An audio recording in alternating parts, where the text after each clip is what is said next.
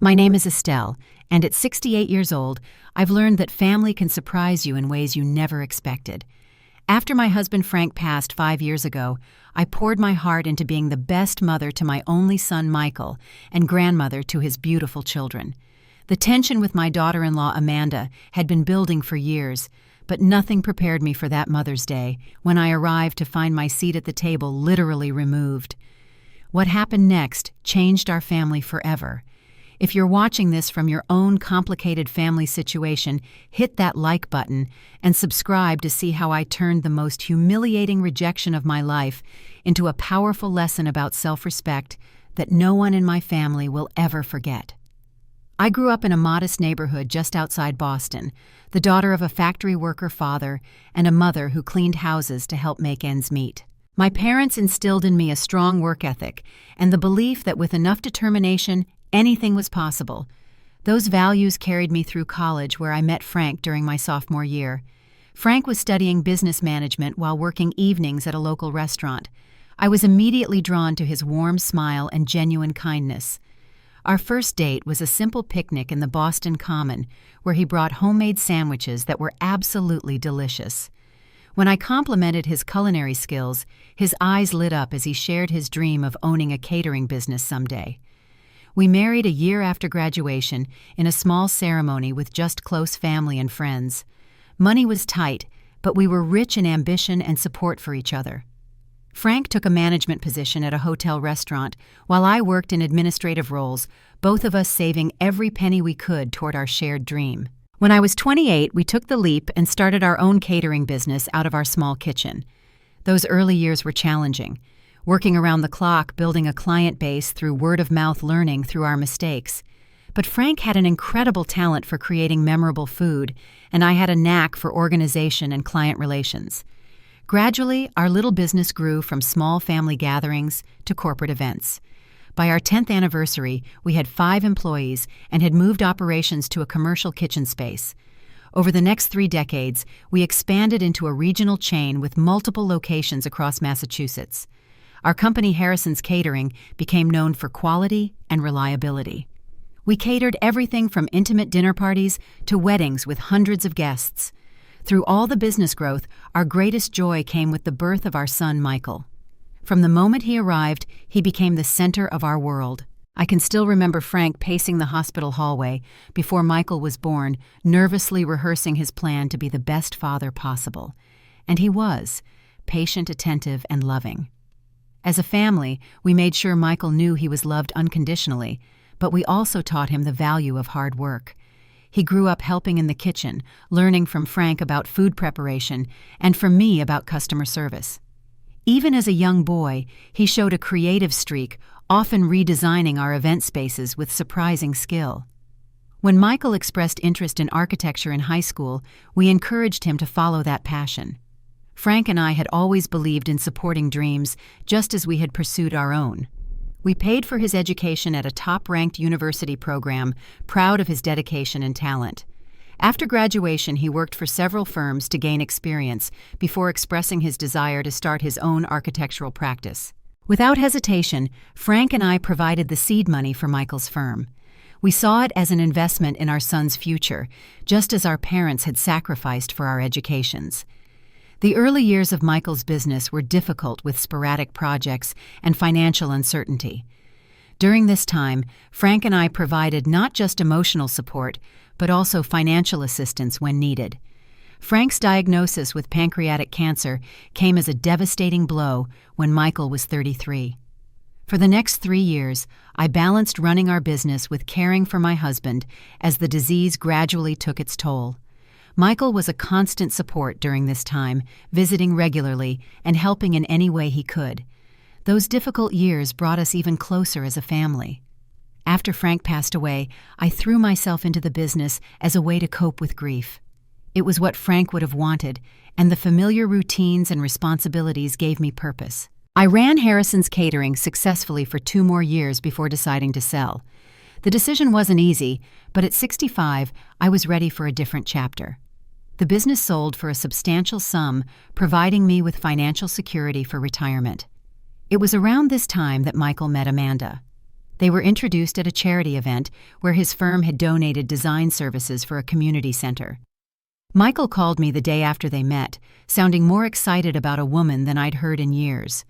Amanda was working in marketing for a luxury retail company, and Michael described her as ambitious, stylish, and charming.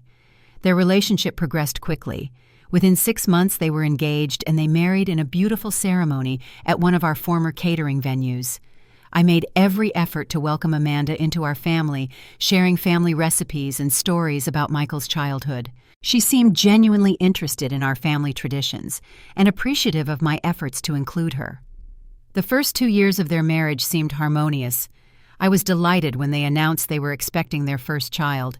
Emma was born a beautiful, curious baby who became the light of my life as a grandmother. Jake followed 2 years later, completing their family. I treasured every moment with my grandchildren, from midnight rocking chair sessions when they were infants to later playground adventures and baking lessons. Throughout these years, Michael and Amanda lived in a modest starter home they had purchased before their marriage. With 2 growing children, the space was becoming cramped, and they began looking at larger homes in better school districts. The housing market had recently crashed, affecting their mortgage and limiting their options for upgrading. During a Sunday dinner at my home, Michael hesitantly brought up their housing situation. They had found a beautiful home in an excellent neighborhood, but the down payment required was more than they could manage, and with the uncertain economy, banks were reluctant to provide favorable mortgage terms. "We'll figure something out," Michael assured Amanda, seeing her disappointment. "Maybe we can wait another year or 2, save more aggressively." Without thinking twice, I offered to help. "I could assist with the down payment," I suggested. "After selling the business, I have more than enough savings, and what better way to use it than helping my family?" The gratitude in their eyes, particularly Amanda's, was immediate and heartfelt.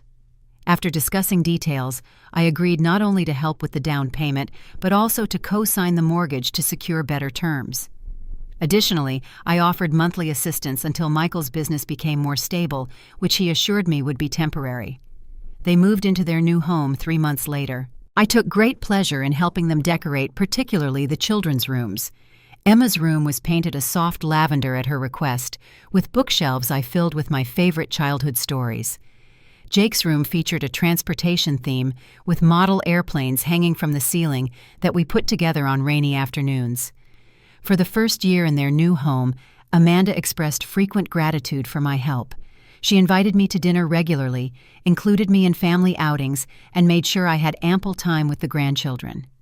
Looking back, I now recognize this period as the calm before the storm, the time before money and property began to change our family dynamic in ways I never could have anticipated. The first subtle shift in our relationship occurred around the time Michael's business began to secure more consistent projects. Amanda's attitude toward me changed in ways that were difficult to pinpoint at first. The dinner invitations became less frequent. When I did visit, Amanda often seemed distracted or impatient with my presence. Our formerly warm conversations about the children or family plans were replaced by polite small talk. I initially attributed these changes to the normal stresses of raising young children and managing a busy household. Emma was starting kindergarten, and Jake was an energetic toddler who required constant supervision. I tried to be understanding, offering to help more with childcare or household tasks, but my offers were increasingly declined. "We've got it under control, Estelle," Amanda would say with a tight smile. "You've done enough already." As months passed, I noticed Amanda taking more control over family gatherings and traditions.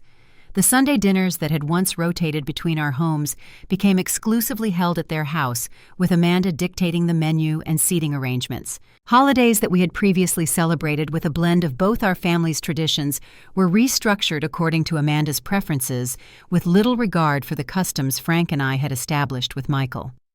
My calls to Michael went increasingly to voicemail, and when he did return them, our conversations were briefer and more superficial. When I asked about visiting the children, there was always some reason why the timing wasn't right. Emma had a play date, Jake wasn't feeling well, they had family coming from Amanda's side. Amanda's criticisms began subtly, but grew more frequent and pointed over time. She would comment on my parenting choices from years ago, questioning why I had allowed Michael certain freedoms or expressing surprise at traditions Frank and I had established. "I can't believe you let Michael stay up to watch those scary movies when he was 10, she remarked during one visit, shaking her head. "We're much more careful about what the children are exposed to." Her critiques extended to my cooking. "A bit heavy on the butter, isn't it?" My appearance. "That style aged you, Estelle." And even my home decor. "So, traditional. Have you thought about updating?" Each comment delivered with a smile that never quite reached her eyes. What troubled me more than these personal jabs was noticing the disconnect between their claimed financial struggles and their lifestyle. Despite Michael's assurances that business was still unsteady, requiring my continued financial support, I observed signs of lavish spending that didn't align with their supposed budget constraints. Amanda began wearing exclusively designer clothing, casually mentioning brand names I recognized from luxury magazines. Their home, which I had helped them purchase, underwent a series of expensive renovations: a kitchen remodel with imported Italian marble, a backyard transformation complete with built-in pool and outdoor kitchen, a basement conversion into a home theater with professional-grade equipment. When I visited during these renovations, Amanda proudly gave tours detailing the costs and exclusivity of various features without any apparent awareness of the contradiction between these expenses and their need for my continued financial assistance. Their social media accounts showcased vacations to exclusive resorts in the Caribbean and Europe, trips they never mentioned to me directly. Photos of Amanda and the children on pristine beaches or in luxurious hotel suites appeared online, while Michael explained his busy work schedule and inability to visit me as being necessary to keep the business afloat. Michael himself seemed constantly exhausted, working longer hours than ever.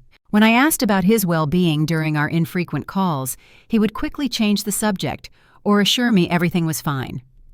Meanwhile, Amanda, who had initially continued her marketing career after the children were born, had apparently stopped working entirely, though this change was never explicitly discussed with me.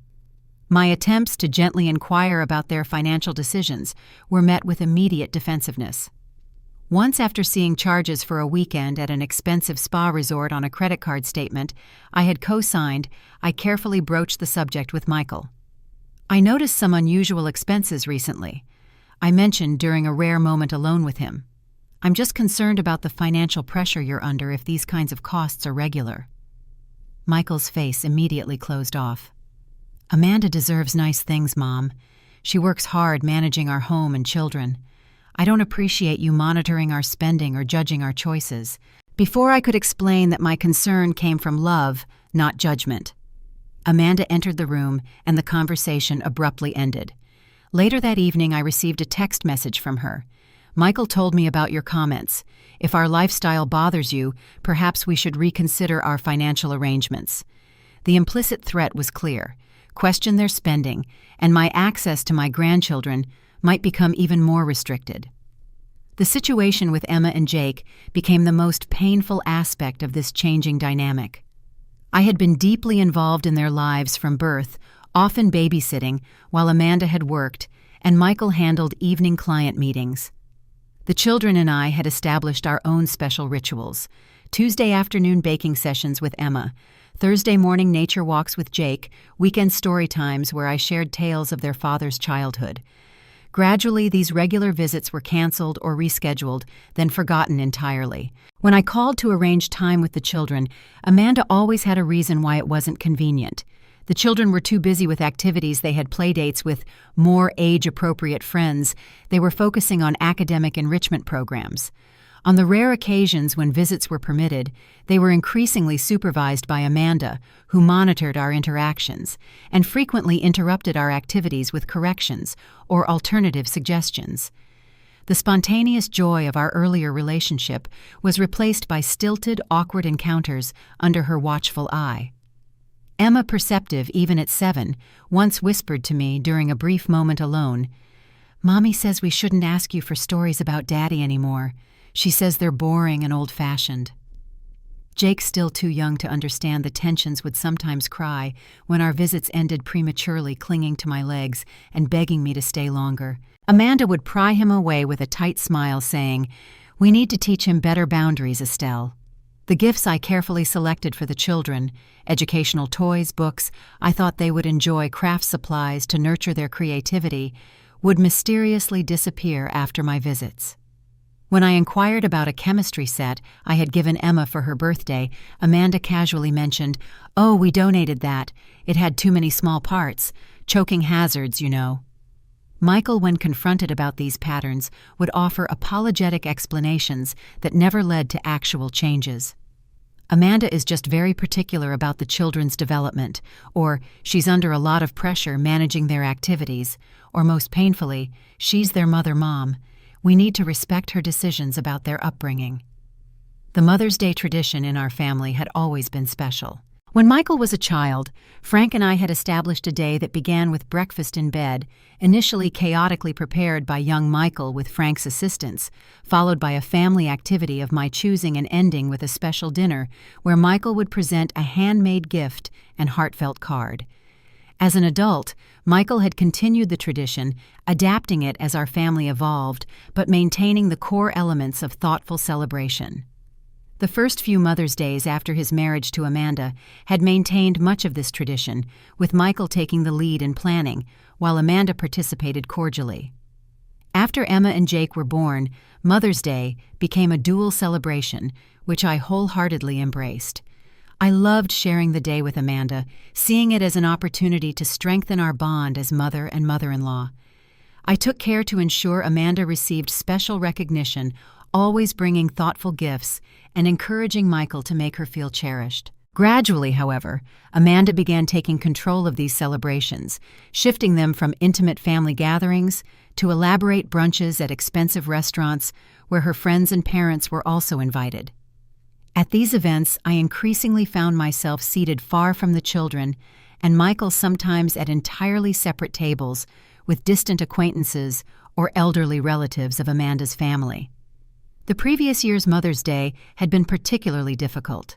The reservation Amanda had made was for a trendy restaurant with a prix-fixe menu that cost more than I would spend on a week of groceries. I was seated at the far end of a long table with Amanda, Michael, and the children clustered at the opposite end with Amanda's parents and friends.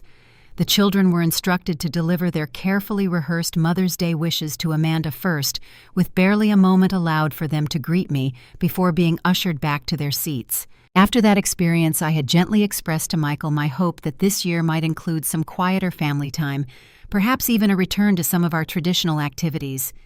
His response had been non-committal, but not dismissive, giving me hope that perhaps this year would be different. When his call came the week before Mother's Day, inviting me to their home for a special lunch, I felt a surge of optimism. Perhaps Amanda had heard my concerns. Perhaps this was an olive branch, an opportunity to rebuild the warmer relationship we had once shared. "Nothing fancy, Mom," Michael had said. "Just family time at the house. Amanda thought it would be nice to be home this year." Those simple words filled me with more hope than I had felt in months. I woke early on Mother's Day morning, filled with anticipation for the day ahead. Outside my bedroom window, a cardinal sang from the flowering dogwood tree Frank had planted for our 20th anniversary. I took it as a good omen, a sign that perhaps today would mark a turning point in my relationship with Amanda. After a light breakfast, I spent extra time preparing for the visit. I wore a new sky blue dress I had purchased specifically for the occasion, one that matched the color of Emma's eyes. I styled my silver hair carefully and applied subtle makeup, wanting to look my best for the family photos I hoped we might take. In the kitchen, I prepared the special dessert I had promised to bring, a strawberry shortcake recipe that Amanda had once complimented years ago at a family gathering. I had spent the previous day selecting perfect berries from the farmer's market and baking the shortcake from scratch, just as I had taught Michael to do when he was young. The gifts I had chosen were wrapped and waiting by the door. For Amanda, I had selected a beautiful silk scarf in her favorite shade of green, along with a gift certificate for a spa day. For the children, I had educational games they had expressed interest in during our last visit, along with books I thought would capture their imagination. The drive to their suburban home took 20 minutes. As I turned onto their street lined with stately maple trees and well-maintained properties, I felt a flutter of nervousness. Despite my attempts at optimism, recent history had taught me to be cautious with my expectations. My first hint that the day might not unfold as I had hoped came when I pulled into their driveway. Instead of the empty space I had anticipated, the driveway was filled with unfamiliar vehicles. A luxury SUV I recognized as belonging to Amanda's parents, and several other cars I didn't know. I parked on the street and carefully gathered my gifts and the dessert, balancing everything as I made my way to the front door. Before I could ring the bell, Michael opened the door, his expression a mixture of welcome and something else, discomfort perhaps, or embarrassment. "Happy Mother's Day, Mom," he said, giving me a quick kiss on the cheek. His eyes darted back toward the interior of the house as he took the dessert from my hands. "Come on in. Everyone's already here." Everyone, I wondered silently as I followed him inside. The sound of animated conversation and laughter drifted from the dining room. As we entered, I took in the scene before me with growing confusion.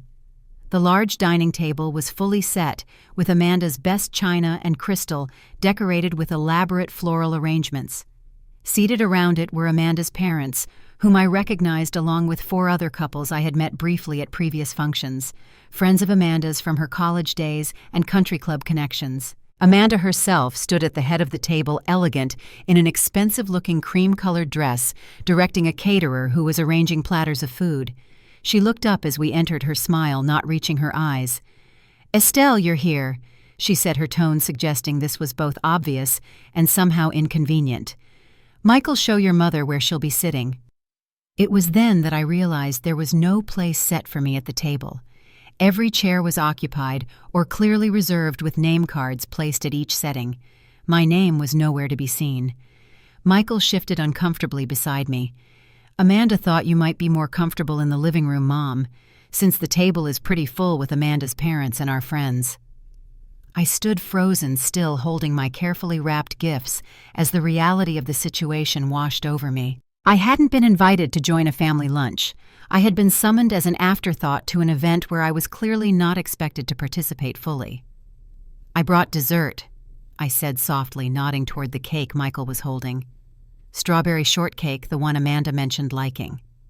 Amanda glanced at the homemade cake with barely concealed disdain. "Oh, you didn't need to do that. We have a professional dessert coming. But thank you, I'll have the kitchen staff set it aside." She took the cake from Michael and handed it to a young woman in catering attire who carried it away to the kitchen. I knew instinctively that it would remain untouched, my hours of careful preparation dismissed without a second thought. Michael guided me to the living room adjacent to the dining area, where a single armchair had been placed in the corner, angled to face away from the dining table. A small side table held a glass of water and a single rosebud in a bud vase, a token acknowledgement of my presence. "The kids will come say hello after they finish eating," Michael explained, not quite meeting my eyes. "They're sitting with Amanda's parents. You know how much they love their other grandparents." I nodded mechanically, placing my gifts on the floor beside the chair. As Michael returned to the dining room, I sat alone listening to the lively conversation and laughter from which I was physically and socially excluded. Through the partial opening between rooms, I could see Emma and Jake seated between Amanda's parents. The children dressed in coordinating outfits, their hair perfectly styled. Jake caught sight of me and waved enthusiastically before Amanda gently turned his attention back to his plate. Emma, more perceptive at her age, offered me a small, sad smile before dutifully focusing on the conversation around her. As lunch progressed, I became effectively invisible to the gathering. Occasionally, someone would glance in my direction with a confused or pitying expression, but no one made any effort to include me in the celebration. I could hear snippets of conversation, discussions about recent vacations, country club memberships, private school options for the children, all markers of a lifestyle that seemed increasingly disconnected from the values I had tried to instill in Michael. From my isolated position, I overheard Amanda speaking with her friends, their voices carrying clearly in moments when the general conversation lulled. "It's always so difficult with in-laws," Amanda was saying, "especially when they don't understand boundaries. Michael's mother is sweet, but she's from a different generation. She just doesn't get how we want to raise our children." One of her friends responded sympathetically, "My mother-in-law is the same way, always trying to undermine my parenting decisions." "Exactly," Amanda agreed. "And the constant need for attention. We have to carefully manage how much time she spends with the kids. She still thinks Michael is 10 years old sometimes." The casual cruelty of her words stung, but what came next was far worse.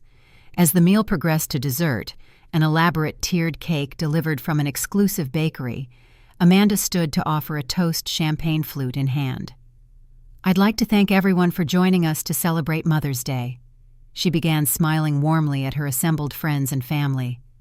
"Being a mother is the most important role in my life, and I'm so grateful to be surrounded by people who support my vision for our family." There was a murmur of appreciation from the table as glasses were raised. Amanda continued, her voice carrying clearly to where I sat alone. "And I'd like to make a special toast," she added, her tone shifting slightly, "to the future when we won't have quite so many complications in our family dynamics." She glanced briefly in my direction before continuing in a stage whisper that was clearly meant to be overheard. "The real gift will be when that witch ends up in a nursing home." Laughter erupted around the table. Amanda's mother looked slightly uncomfortable, but didn't object. Amanda's friends exchanged knowing glances, clearly familiar with her complaints about me. Michael, seated beside Amanda, neither laughed nor protested. He stared down at his plate, a passive witness to my humiliation. The room seemed to tilt slightly as the full impact of her words hit me. Witch. Nursing home. My own daughter-in-law had not only excluded me from a family celebration, but had publicly expressed her desire to see me institutionalized and out of their lives. And my son, my only child whom I had raised with love and supported through every challenge, sat in silence. Emma's face reflected confusion and distress. Even at 7, she recognized the cruelty in her mother's words. Jake, too young to fully understand, looked between the laughing adults with uncertainty. These were my grandchildren witnessing their grandmother being mocked and dismissed, learning that such behavior was acceptable. As the laughter subsided, Emma slipped from her chair and started toward me, her small face set with determination. Before she could reach me, Amanda smoothly intercepted her. "Emma, sweetheart, we're about to cut the cake. Come back to the table."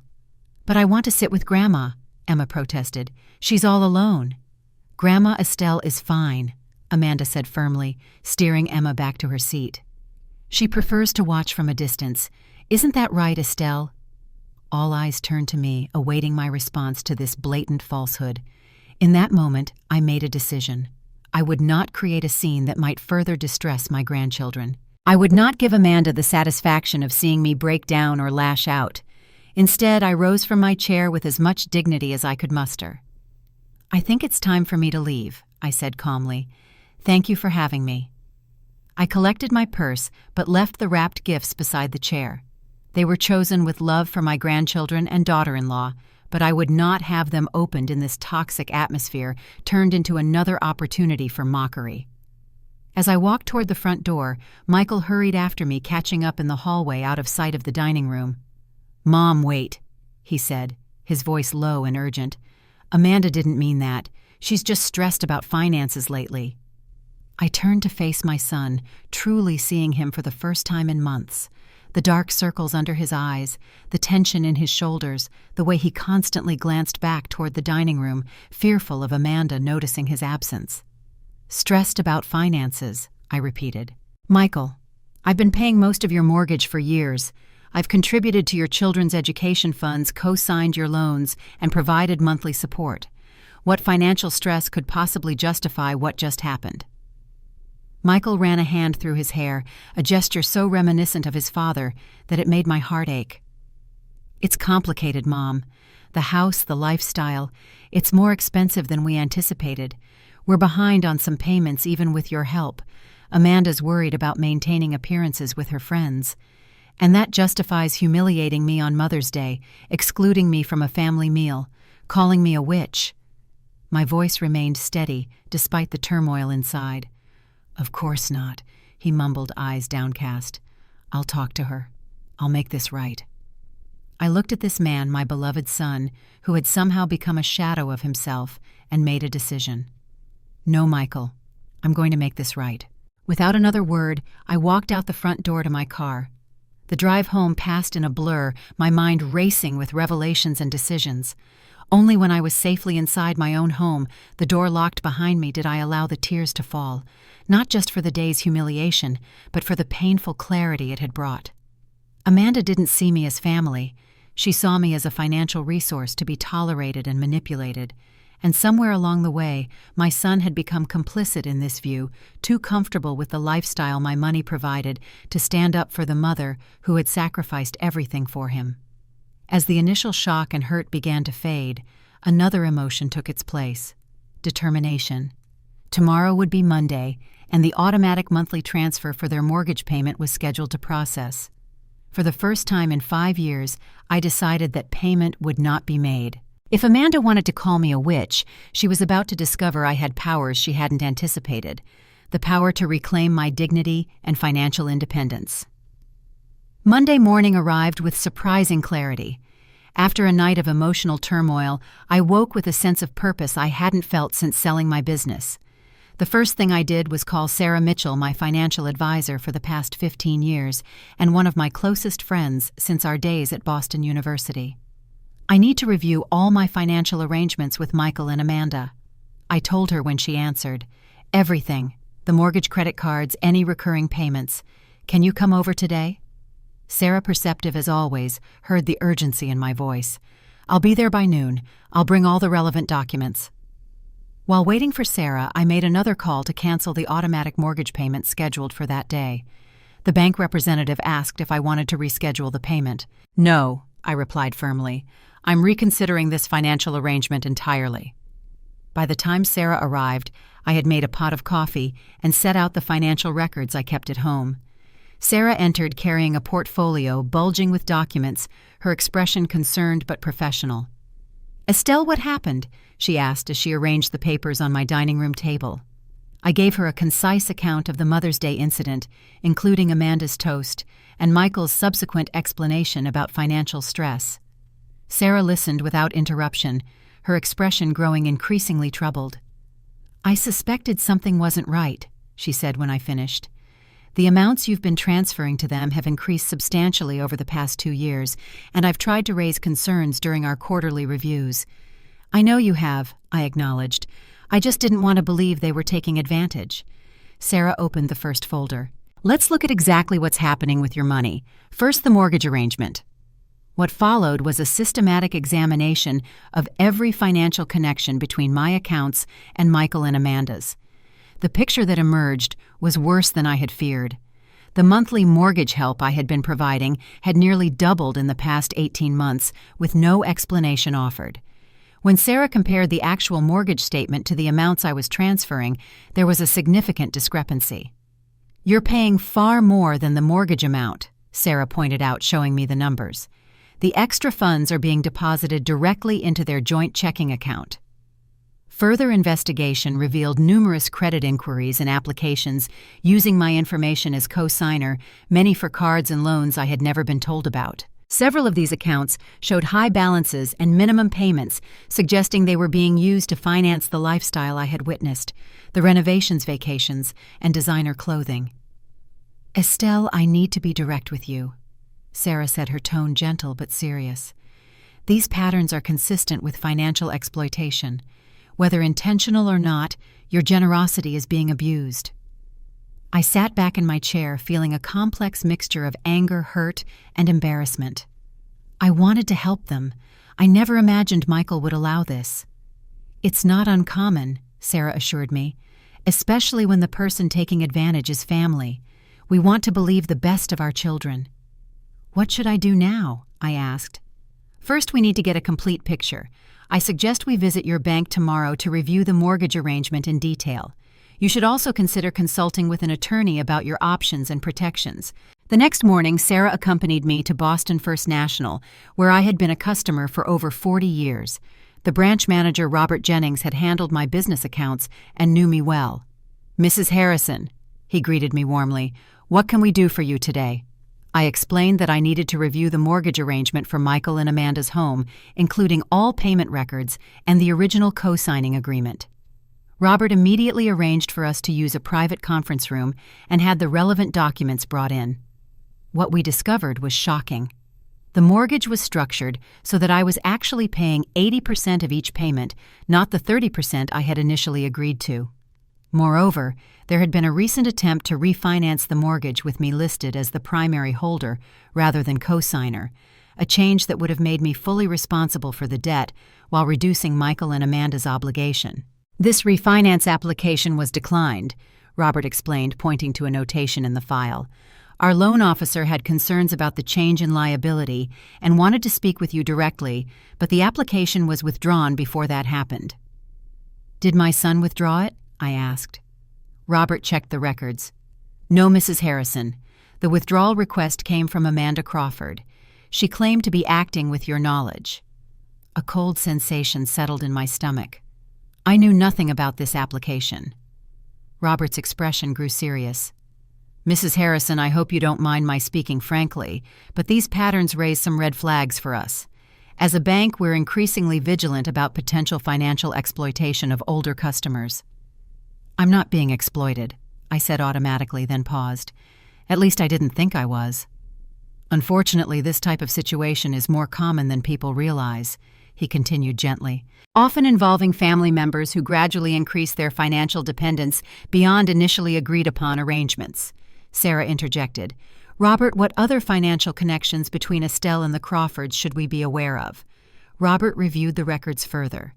There are several credit cards issued with Mrs. Harrison as the primary account holder, but with Amanda Crawford as an authorized user. There's also a home equity line of credit application from 3 months ago that listed Mrs. Harrison as a co-applicant. I never authorized that, I said firmly. Robert nodded gravely. That application was also flagged by our fraud department.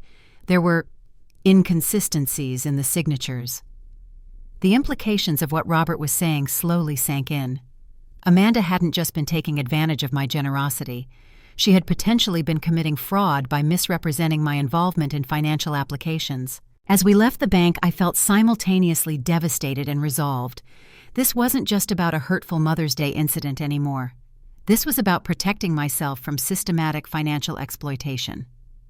What's my next step? I asked Sarah as we sat in her car in the bank parking lot.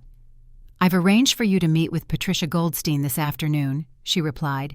She's an attorney who specializes in elder law and financial protection. Elder law? I repeated, bristling slightly at the terminology. At 68, I certainly didn't consider myself elderly or vulnerable.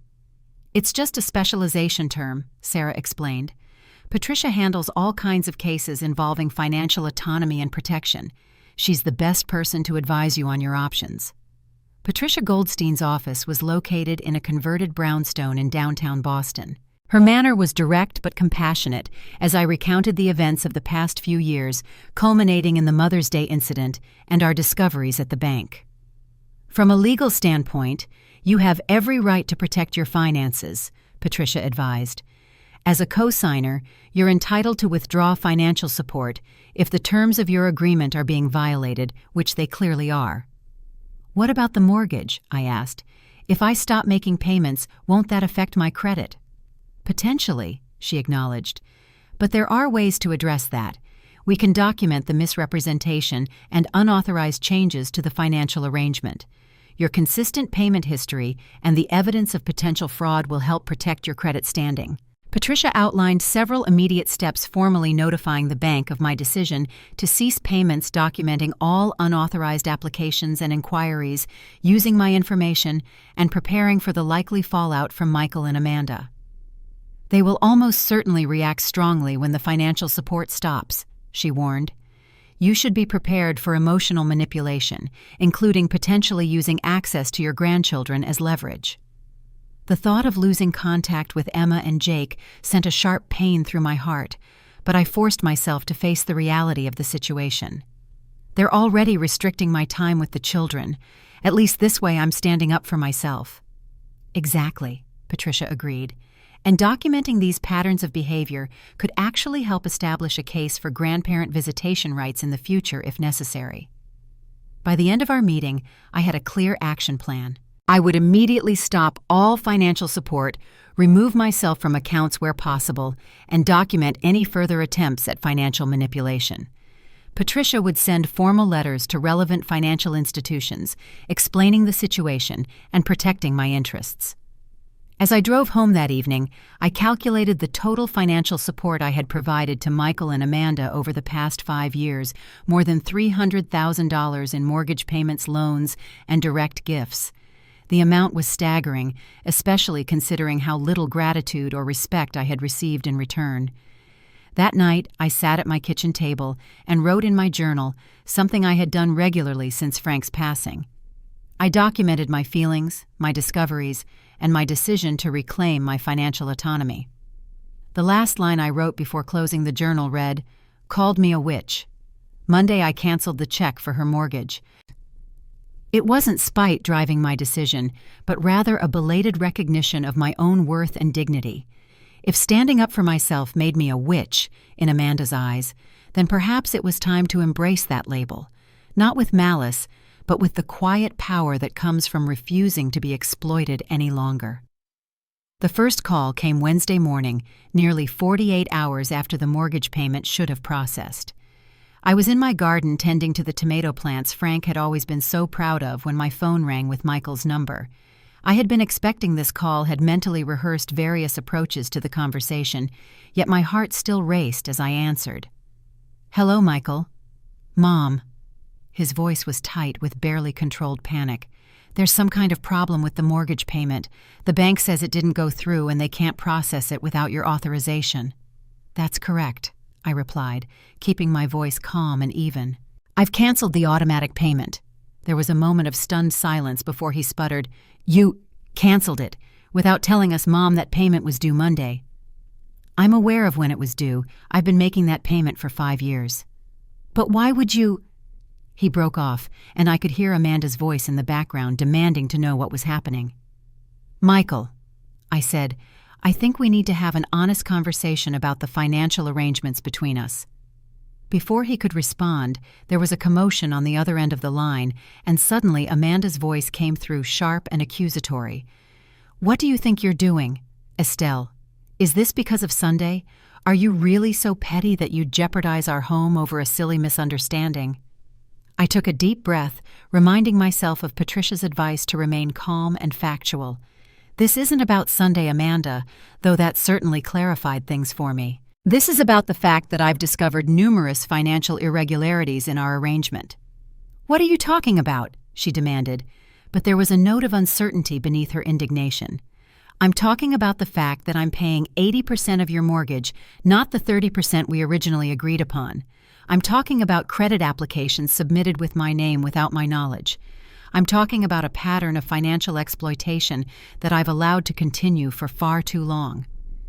There was a beat of silence before Amanda's tone changed completely, becoming conciliatory, almost pleading. "Estelle, I think there's been a terrible misunderstanding. We've been under so much pressure lately. Michael's business has had some setbacks, and with the children's private school tuition, we never meant to take advantage. Then perhaps we should meet to discuss the actual state of your finances and come to a new arrangement," I suggested, though I had already decided that any financial support would end permanently. "Yes, absolutely," Amanda agreed quickly. "Why don't you come over tomorrow? We can talk everything through. I'll make your favorite lunch." I almost laughed at the transparent attempt at manipulation, as if a lunch would make me forget years of exploitation and the humiliation of Mother's Day. "I think it would be better if Michael comes to my house alone. We need to have an honest conversation without distractions." "Alone?" Amanda's voice sharpened again. "No, that's not necessary. This involves both of us. We're a family." "A family where one member is called a witch and wished into a nursing home," I countered quietly. Amanda's tone became instantly defensive. "That was just a joke, Estelle. Everyone was laughing. You're being incredibly sensitive and frankly vindictive. If you're going to hold a little comment over our heads and threaten our financial stability—" I cut her off, something I had rarely done before. "This conversation isn't productive. I'll be available at my home tomorrow at 10 if Michael wants to discuss this matter. Otherwise, I suggest you contact your bank about mortgage refinancing options that don't include me." Before she could respond, I ended the call. My hands were shaking, but not from fear or distress. For the first time in years, I felt a sense of power in my relationship with Amanda. Not power over her, but power over my own choices and resources. My phone immediately rang again, but I let it go to voicemail. Over the next few hours, a barrage of texts arrived from both Amanda and Michael, ranging from angry accusations to tearful pleas. I read them all but responded to none, following Patricia's advice to allow time for the initial emotional reactions to subside before engaging further. That evening, I received a particularly desperate message from Michael. "Mom, please, we can't make this payment without you. We could lose the house. Think about Emma and Jake. They need stability." The mention of my grandchildren was clearly meant to be the emotional lever that would move me back into compliance. In the past, it likely would have worked. But now, with clear-eyed awareness of how I was being manipulated, I saw the message for what it was: another attempt to use my love for the children to continue financial exploitation. I did send one response. "Michael, I'm still willing to meet tomorrow at 10 a.m. to discuss this situation rationally. My door will be open." The next morning, I prepared my home for the potential meeting, setting out coffee and arranging documents on the dining room table: bank statements, mortgage records, and the notes from my meeting with Patricia. Whether Michael came alone or with Amanda, I wanted to be fully prepared to present the facts calmly and clearly. At precisely 9:58 a.m., a car pulled into my driveway. To my surprise, it was Michael alone, looking haggard and uncomfortable as he approached my front door. I welcomed him in, noting the dark circles under his eyes and the tension in his shoulders. "Coffee," I offered, maintaining the civility that had always been important in our family. "Please," he replied, glancing at the documents spread across the table. "Amanda wanted to come, but I thought we should talk first, just us." We sat across from each other, steaming mugs between us, the weight of unspoken truths hanging in the air. Finally, Michael broke the silence. "Mom, I don't understand why you've suddenly decided to stop helping us. We've always been grateful for your support." "Have you?" I asked gently. "When was the last time either of you expressed gratitude for the financial assistance I've provided? When was the last time you questioned why 5 years after agreeing to temporary help with the mortgage, I'm still paying most of it?" Michael shifted uncomfortably. "Things have been tight with the business. You know that." "Do I?" "Because your lifestyle suggests otherwise, Michael. The renovations, the vacations, Amanda's designer wardrobe, none of that aligns with a family in financial distress."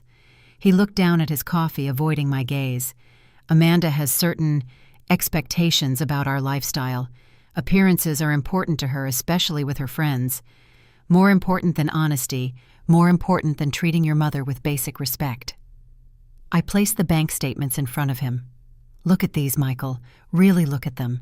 This is how much I've been contributing each month, nearly 4 times what we initially agreed upon." Michael scanned the documents, his expression shifting from defensive to confused. "This can't be right. We agreed you'd help with 30% of the mortgage." "Yes, we did, but that's not what's been happening." I showed him the payment records, the increasing amounts withdrawn from my account each month. "Did you know about these increases?" He shook his head slowly. "Amanda handles all our finances. She just tells me what clients we need to secure to meet our obligations. I've been working 60-hour weeks trying to keep up." "And did you know about this?" I placed the refinancing application in front of him, the one that would have made me the primary mortgage holder instead of co-signer. Michael's face paled as he read the document. "No, I never... Mom, I swear I knew nothing about this." "What about these?" I continued, showing him the credit card applications and inquiries in my name, or the home equity line of credit application with what appears to be my forged signature. With each document, Michael seemed to shrink in his chair, the full picture of deception becoming increasingly clear. "I don't understand," he murmured. "Why would she do this without telling me?" "That's something you need to ask Amanda," I replied. "But what I need to understand is why you've allowed your wife to treat me with such disrespect while benefiting from my financial support." Michael ran his hands through his hair, a gesture so reminiscent of his father that it momentarily softened my resolve. I've tried to balance everyone's needs. When Amanda complains about you, I defend you. When you express concerns about her, I try to explain her perspective. I'm caught in the middle, Mom. No, Michael, you've chosen a side, I corrected gently. Your silence on Sunday when Amanda called me a witch and toasted to my future in a nursing home was a choice. Your failure to question where our money was coming from despite living beyond your means was a choice. Tears filled his eyes.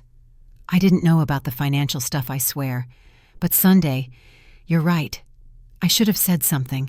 I was just so tired of the conflict of always trying to keep peace between the two most important women in my life. I understand that desire for peace, I said. But it shouldn't come at the expense of integrity or respect. The financial support I've provided stops now, Michael, completely. But the mortgage is your responsibility, I finished firmly. You and Amanda will need to either refinance without me or adjust your lifestyle to meet your actual income. I've already instructed my bank to remove me from all joint accounts and cancel any cards where I'm the primary holder. Michael looked panicked. Mom, please, we can't afford the payments on our own, not with the children's school tuition and all our other commitments. Then you'll need to make difficult decisions about those commitments, I said. Just as I've made the difficult decision to stop enabling financial behavior that isn't sustainable or healthy.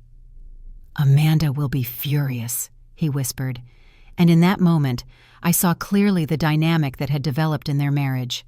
My strong, confident son, reduced to fear of his wife's reactions, trapped in a lifestyle they couldn't afford, and a power imbalance he couldn't escape. Michael, I said gently, this isn't just about money. This is about you reclaiming your voice in your marriage and your life. When was the last time you made a decision without worrying about Amanda's reaction? When was the last time you felt truly free to express your opinions or preferences? He didn't answer, but his expression told me everything. Somewhere along the way, my son had surrendered not just financial control, but his autonomy in the relationship. I won't help you financially anymore, I continued, but I will support you in finding a healthier balance in your life. That starts with honesty, with me, with Amanda, and with yourself. Michael stayed for another hour as we talked through practical next steps.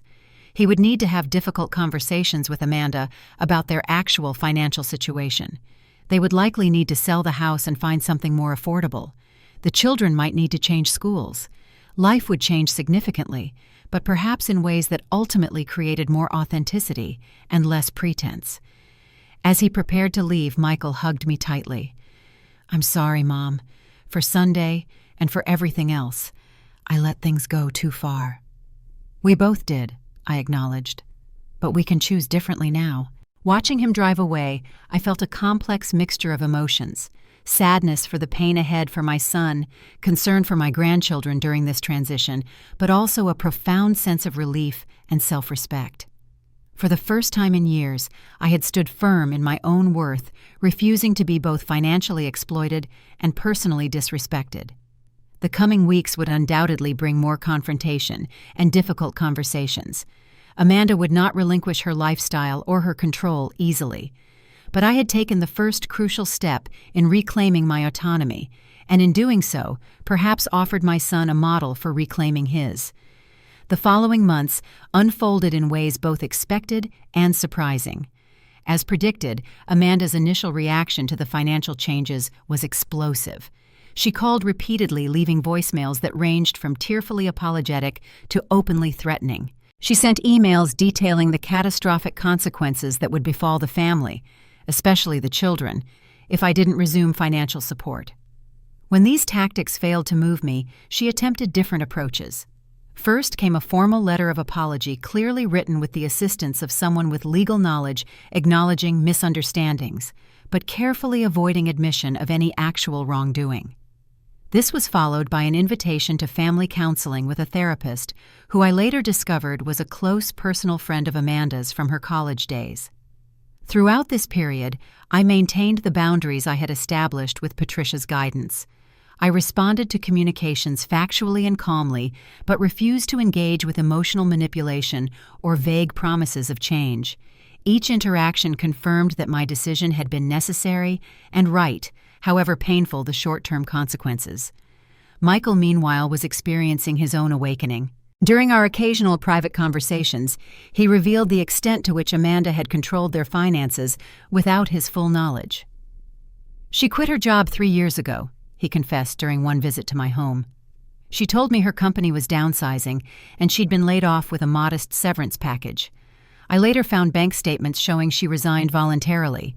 She's been managing our finances with your contributions while presenting herself as a consultant who works from home." These revelations were clearly devastating for Michael, challenging the foundation of trust in his marriage. Yet they also seemed to spark a new determination in him to take responsibility for his family's situation. Within 2 months of our confrontation, Michael and Amanda put their house on the market. The luxury home that had been the physical manifestation of their unsustainable lifestyle sold quickly, though for less than they had hoped in a softening real estate market. They moved to a smaller house in a less prestigious but still pleasant neighborhood, one with mortgage payments they could manage on Michael's income alone. Amanda was forced to find employment, eventually securing a position at a local marketing firm. The adjustment to working full-time after years as a stay-at-home mother was challenging for her, leading to resentment that further strained their already fragile marriage. The children, Emma and Jake, experienced their own difficulties with these changes. Emma had to leave her private school for the local public elementary, separating her from friends she had made. Jake, still young enough to adapt more easily, seemed less affected by the move itself, but sensitive to the increased tension between his parents.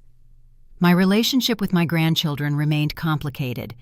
Amanda initially used access to them as leverage, canceling planned visits and restricting phone calls. However, as the practical demands of her new working schedule increased, she reluctantly began allowing me more time with them, if only out of necessity for childcare. These visits became precious opportunities to rebuild my connection with Emma and Jake, though always under the shadow of Amanda's resentment. I was careful to never disparage their parents or complain about the situation, focusing instead on creating a loving, stable presence in their lives during a time of significant transition. Michael began visiting me more frequently on his own, often stopping by after work for coffee and conversation. These visits revealed a gradual but significant shift in his perspective and priorities. "I've been so focused on maintaining the lifestyle Amanda wanted that I lost sight of what actually matters," he reflected during one such visit 6 months after our confrontation. "Dad would be disappointed in how I've handled things. Your father would understand the desire to please your wife," I assured him. "But yes, he always valued authenticity over appearances. It was one of his greatest strengths." Michael nodded, looking around my comfortable but modest home. "I remember how hard you both worked to build the catering business, how careful you were with money, even when it started to succeed. You never forgot where you came from." "Those values served us well," I agreed. "Not just financially, but in keeping us grounded in what really mattered, our relationship with each other and with you." These conversations seemed to strengthen Michael's resolve to create more honesty and balance in his own life. He began taking a more active role in financial decisions, insisting on transparency and shared responsibility with Amanda. He reduced his work hours slightly to be more present with the children, prioritizing their emotional needs during the adjustment period. Amanda's evolution was less linear, but no less significant. Her initial anger and blame gradually gave way to reluctant acceptance of their new reality. The necessity of working full-time and contributing to the family's finances placed her in a position where maintaining appearances became less feasible, forcing a kind of authenticity by circumstance, if not by choice. 7 months after Mother's Day, I received an unexpected letter, not from Michael or Amanda, but from Amanda's parents. Henry and Judith Winters had been present at the infamous Mother's Day lunch, silent witnesses to their daughter's cruel toast and my subsequent exclusion. "Dear Estelle," the letter began, "we owe you a profound apology for our participation in the events of last Mother's Day. We sat by while you were treated disrespectfully in what should have been a celebration honoring all mothers present. Our silence made us complicit, and for that we are deeply sorry." The letter went on to explain that they had only recently become aware of the full extent of Amanda and Michael's financial situation and my role in supporting them over the years. Amanda presented a very different picture to us, they wrote. She described you as intrusive and controlling someone who used financial assistance as leverage to interfere in their lives. We accepted this characterization without question, allowing our loyalty to our daughter to override our own observations of your character and behavior. Most surprisingly, they revealed that this pattern wasn't new for Amanda. With painful honesty, we must acknowledge that Amanda has shown similar behaviors in previous relationships. She has a tendency to create narratives that position herself as a victim while manipulating situations to her advantage. We failed to address these patterns adequately when she was younger, and in doing so, we failed her as parents and you as family. They closed by offering to help facilitate a healthier relationship between all family members, recognizing that trust had been severely damaged, but hoping that for the sake of the children, some healing might be possible. I read the letter several times, absorbing the unexpected perspective it offered. The acknowledgement from Amanda's parents validated my experience in a way I hadn't realized I needed. Their insight into Amanda's pattern of behavior helped me understand that the dynamics in our family weren't simply the result of a personality clash or my own failures as a mother-in-law. After careful consideration, I responded to their letter with cautious openness. While I couldn't immediately trust their intervention, I recognized the courage it had taken to reach out and the value their perspective might bring to the healing process. This communication began a careful, measured rebuilding of family connections. The Winters invited me to lunch separate from Michael and Amanda, where we spoke honestly about the situation and our hopes for more healthy relationships moving forward. Amanda won't change overnight, Judith acknowledged during our conversation. She's deeply invested in certain narratives about herself and others, but having natural consequences to her actions, like the financial adjustments you've necessitated, is probably the healthiest thing that could have happened. With the Winters' support, we began planning occasional family gatherings with clear boundaries and expectations. These were initially awkward affairs, with Amanda maintaining a cool politeness that barely masked her resentment. But for the children's sake, everyone made an effort to create a civil atmosphere. As I navigated these complex family dynamics, I also focused on rebuilding my own life beyond my role as mother and grandmother. The forced distance from Michael's family had created space for new connections and activities I might otherwise have never explored. I reconnected with former colleagues from the catering business, joining them for monthly dinners where we shared stories and laughter. I enrolled in classes at the community center, discovering a talent for watercolor painting that surprised and delighted me. Most significantly, I began mentoring young entrepreneurs, starting food-based businesses, sharing the knowledge and experience Frank and I had accumulated over decades. This mentoring work became particularly meaningful when I connected with a group of women over 50 who were launching second career ventures after raising families or retiring from other professions. Their determination and creativity reminded me of my younger self, and supporting their efforts gave me a renewed sense of purpose. Through a local business development organization, I started teaching workshops on financial literacy specifically designed for women. Drawing on my own experiences, both positive and negative, I created practical guides for protecting assets, understanding contracts, and recognizing financial manipulation. These sessions became unexpectedly popular, attracting women of all ages who shared similar concerns and experiences. As one workshop participant told me, "You're turning your painful experience into a lifeline for others. That's a special kind of alchemy." During this period of personal growth and family renegotiation, I maintained strict boundaries around financial matters. Though Michael occasionally mentioned financial challenges, I never offered monetary assistance. Instead, I provided practical advice, emotional support, and occasional help with the children that didn't involve financial outlays. This consistency gradually changed the dynamics of our relationship. Without money as a factor, Michael and I began rebuilding a connection based on genuine affection and shared values rather than financial dependence. Amanda, no longer able to use me as a financial resource, eventually settled into a more authentic, if somewhat distant, relationship. The most profound changes became visible nearly a year after the Mother's Day incident. Michael had taken control of his work-life balance, reducing his client load to focus on quality projects that truly engaged his architectural creativity. Amanda had advanced in her marketing position, finding unexpected satisfaction in professional accomplishments earned through her own efforts. Most importantly, Emma and Jake were adapting well to their new circumstances. The initial disruption had given way to a more stable routine, and both children seemed to benefit from parents who were more present and less focused on maintaining appearances. During their visits with me, they were more relaxed and joyful than I had seen them in years. As another Mother's Day approached, I found myself reflecting on the extraordinary journey of the past year. What had begun as one of the most painful experiences of my life had ultimately led to growth, truth, and a kind of freedom I hadn't known was possible. The invitation arrived 3 weeks before Mother's Day. A handmade card with Emma's careful handwriting on the envelope. Inside a simple message, "Please come to our house for Mother's Day lunch. Love, Emma, Jake, Dad, and Mom." The inclusion of Amanda's name, while clearly added last, represented a small but significant acknowledgement of the need for family healing.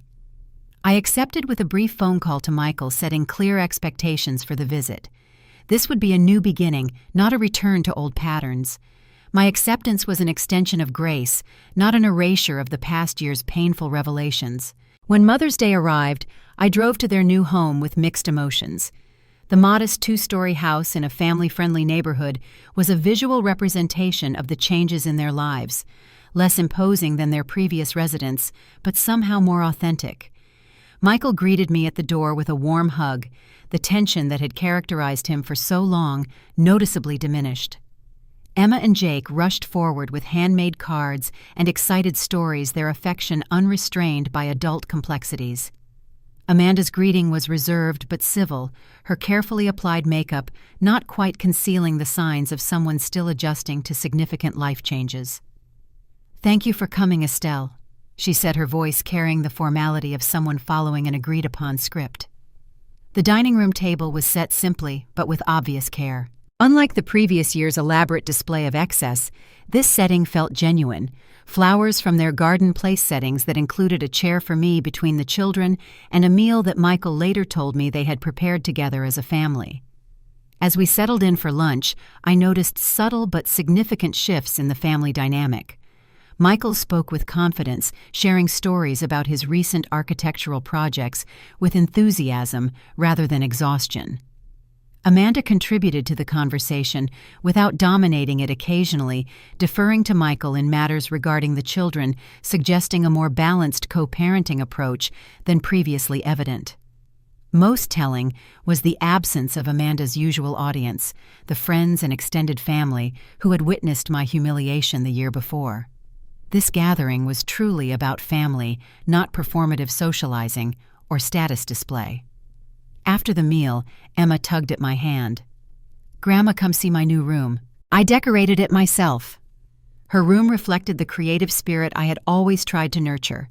Walls covered with her own artwork, bookshelves filled with volumes from both her new school library and my own gifts, and a small desk where she proudly displayed her latest science project. "Dad helped me build the desk," she explained, running her hand along the simple wooden surface. "And Mom taught me how to organize my art supplies." Jake's room similarly reflected a child thriving despite the family's changes, perhaps even because of them. His space was filled with evidence of actual parental engagement rather than expensive toys purchased as substitutes for time and attention. When the children went outside to play, the adults gathered in the living room for coffee. The conversation remained somewhat stilted, but beneath the awkwardness lay an undercurrent of genuine effort. "We wanted to thank you for coming today."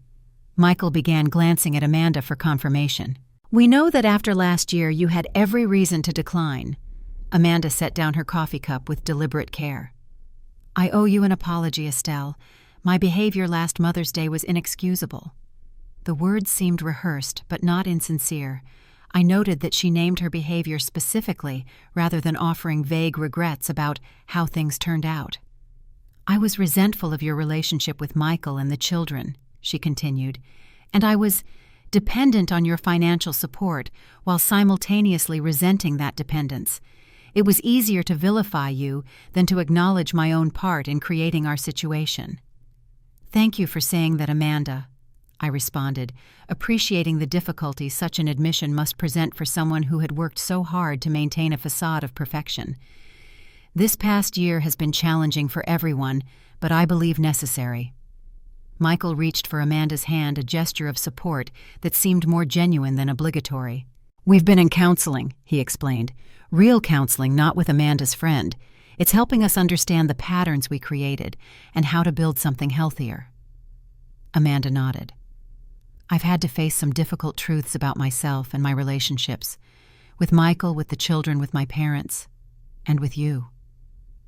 We talked for another hour, not solving every issue or healing every wound, but laying groundwork for a new kind of relationship, one based on honesty rather than financial entanglement or emotional manipulation. Before I left, I shared my own news with them. "I've established education trusts for Emma and Jake," I explained. "They're structured so that the funds can only be used for educational purposes, with payments made directly to institutions rather than to you as parents." Michael nodded in understanding. "That's very generous, Mom, and a wise approach." Amanda's expression flickered briefly with what might have been disappointment at the lack of direct access to funds, but she quickly composed herself. "The children are fortunate to have a grandmother who values their education." As I prepared to leave, Emma presented me with a journal she had decorated. "This is for you to write stories in, Grandma," she explained. "Stories about when Dad was little, and about great-grandma and great-grandpa, and about you, so we never forget our family history." The thoughtfulness of the gift moved me deeply, particularly coming from a child who had witnessed such turbulence in her family relationships. In that moment, I saw hope for genuine healing across generations, for lessons learned rather than mistakes repeated. Driving home, I reflected on the extraordinary journey of the past year. What had begun with humiliation and betrayal had evolved into something unexpected. Not a perfect family reconciliation wrapped in a neat bow, but a messy, authentic process of growth and change. Amanda would likely never become the daughter-in-law I had once hoped for, but perhaps we could build a relationship based on mutual respect, if not deep affection. Michael was reclaiming his voice and confidence, becoming more the man his father and I had raised him to be. The children were thriving in an environment of greater authenticity, learning valuable lessons about priorities and values that no amount of material privilege could provide. As for me, I had discovered strengths I hadn't known I possessed and built a life rich with new purpose and connections. The financial exploitation had ended, but more importantly, I had reclaimed my dignity and self-respect.